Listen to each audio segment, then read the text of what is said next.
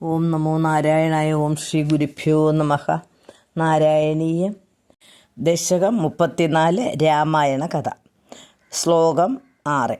ശ്രുത്വാ പുത്രാർത്ഥികിന്നം ഖലു ഭരതമുഖാസ്വർഗയാതം സ്വതാതം തപ്തോ ദത്താംബുതസ്മൈ നിദതിത ഭരതേ പാദുകാമേദിനീം ച അത്രിം നത്വാദഗത്വാ വനമതിവിപുലം ദണ്ഡകം ചണ്ഡകായം ഹത്വാ ദൈത്യം വിരാതം സുഗതിമകലയച്ചാരുഭോഷാരഭംഗീം.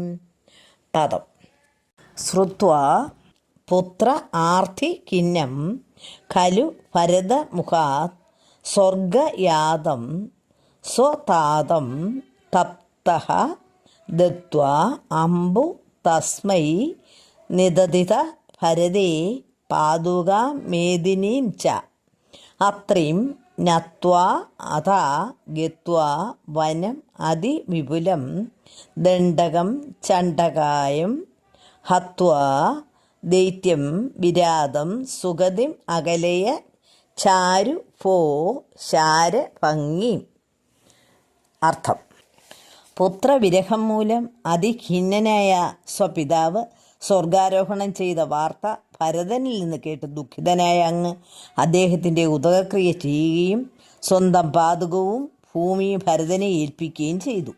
അനന്തരം അത്രി മഹർഷിയെ നമസ്കരിച്ച് അതിവിപുലമായ ദണ്ഡകവനത്തിലേക്ക് പോയ അങ്ങ് ഉഗ്രമൂർത്തിയായ വിരാതൻ എന്ന അസുരനെ നിഗ്രഹിക്കുകയും ശരഭംഗ മഹർഷിക്ക് മോക്ഷം നൽകുകയും ചെയ്തു. ശ്ലോകം 7. നത്വാഗസ്ത്യം സമസ്താശരനികരസപത്രാകൃതിം താപസേഭ്യ പ്രത്യസ്രൗഷീ പ്രിയൈഷീ തതനുജമുനിനാ വൈഷ്ണവേ ദിവ്യജാഭേ ബ്രഹ്മാസ്ത്രേ ചാഭിദത്തേ പതിപിതൃസുഹൃതം വീക്ഷ്യ ഭൂയോ ജഡായും മോദാത് ഗോദാതടാന്തേ പരിരമസി പുരാ പഞ്ചവഠ്യാമദൂഠ്യാം. പദം. നത്വാ അഗസ്ത്യം സമസ്ത ആശര നികര സപത്രാകൃതിം താപസേഭ്യഃ പ്രത്യസൗഷീഃ പ്രിയൈഷീഃ തദനു ച മുനിനാ വൈഷ്ണവേ ദിവ്യ ചാപേ ബ്രഹ്മാ അസ്ത്രേ ച അഭിദത്തേ പതി പിതൃസുഹൃദം വീക്ഷ്യ ഭൂയ ജഡായും മോദാത് ഗോദാ തട അന്തേ പരിരമസി പുരാ പഞ്ചവഠ്യാം വധൂഠ്യ. അർത്ഥം. അനന്തരം അങ്ങ് അഗസ്ത്യമുനിയെ വന്ദിക്കുകയും താപസന്മാരുടെ പ്രീതിക്ക് വേണ്ടി സർവ്വവിധത്തിലുള്ള രാക്ഷസവർഗത്തെ ആസകലം നശിപ്പിക്കുമെന്ന് പ്രതിജ്ഞ ചെയ്യുകയും ചെയ്തു. അഗസ്ത്യമുനിയുടെ ദാനമായ വൈഷ്ണവചാപവും ബ്രഹ്മാസ്ത്രവും സ്വീകരിച്ചതിന് ശേഷം അങ്ങ് വഴിക്ക് വെച്ച് പിതൃസുഹൃത്തായ ജഡായുവിനെ വീണ്ടും കണ്ടു. അനന്തരം അങ്ങ് പത്നിയായ സീതാദേവിയോടുകൂടി ഗോദാവരി നദീതടത്തിൽ സ്ഥിതി ചെയ്യുന്ന പഞ്ചവടിയിൽ സന്തോഷപൂർവ്വം ജീവിച്ചു.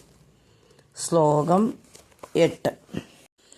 പ്രാതായ ശൂർപ്പണാഖ്യാ മദന ചലധൃതേ അർത്ഥനൈർനിസ്സഹാത്മാ താം സൗമിത്രൗ വിസൃജ്യ പ്രബലതമരുഷാ തേന നിർലൂനനാസാം ദൃഷ്ട്വൈനാം ദുഷ്ടചിത്തം കരമഭിപതിതം ദൂഷണം ച ത്രിമൂർത്തം വ്യാഹിംസീരാശരാനപ്യയുധസമധികാൻ തക്ഷണാത് അക്ഷതോഷ്മാ. പദം. പ്രാപ്തായ ശൂർപ്പണഖ്യാ മദന ചലധൃതേ അർത്ഥനൈ നിസ്സഹ ആത്മാ താം സൗമിത്രൗ വിസർജ്യ പ്രബല തമരുഷാ തേന നിർലൂനനാസാം ദൃഷ്ട്വാ യേനം രുഷ്ടചിത്തം ഖരം അഭിപതിതം ദൂഷണം ച ത്രിമൂർത്തം വ്യാഹിംസി ആശരാൻ അഭി ആയുധസമധികാൻ തത്ക്ഷണാത് അക്ഷത ഊഷ്മ. അർത്ഥം.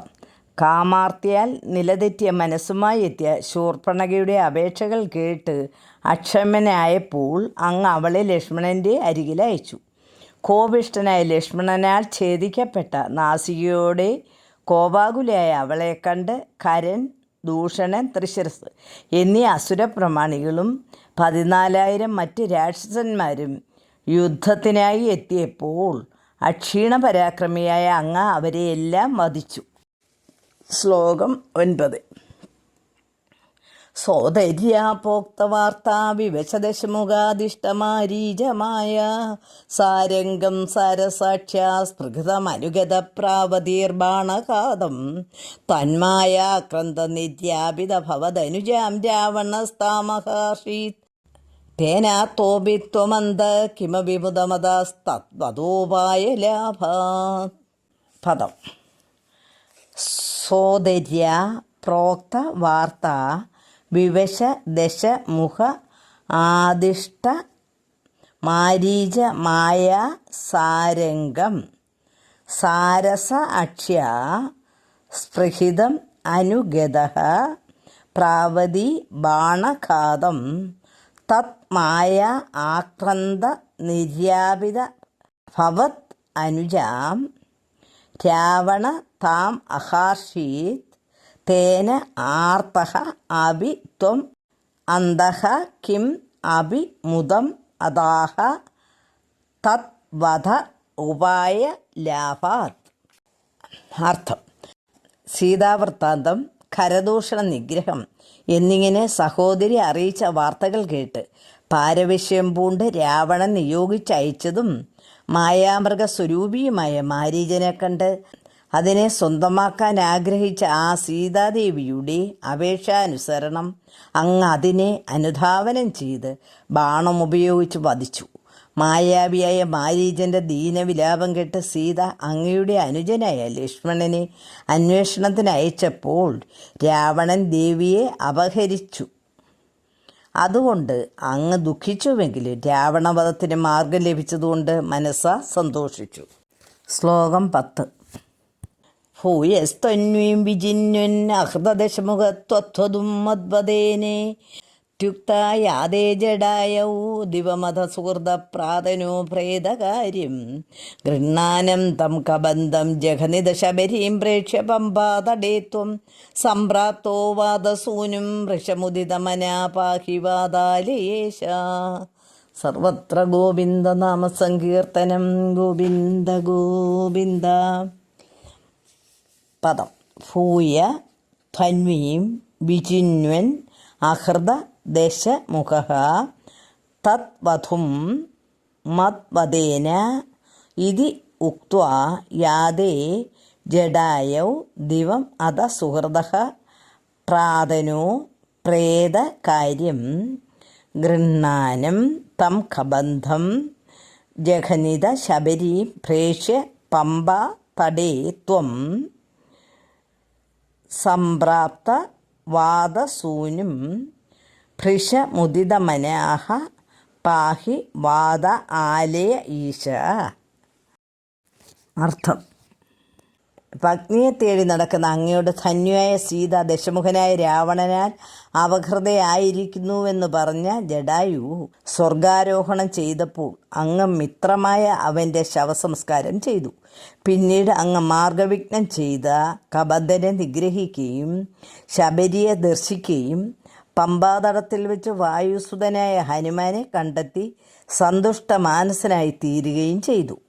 അങ്ങനെയുള്ള അല്ലയോ ഗുരുവായൂരപ്പ, എന്നെ രക്ഷിക്കണമേ. സർവത്ര ഗോവിന്ദനാമസങ്കീർത്തനം. ഗോവിന്ദ ഗോവിന്ദ. ഹരി ഓം തത്സത്.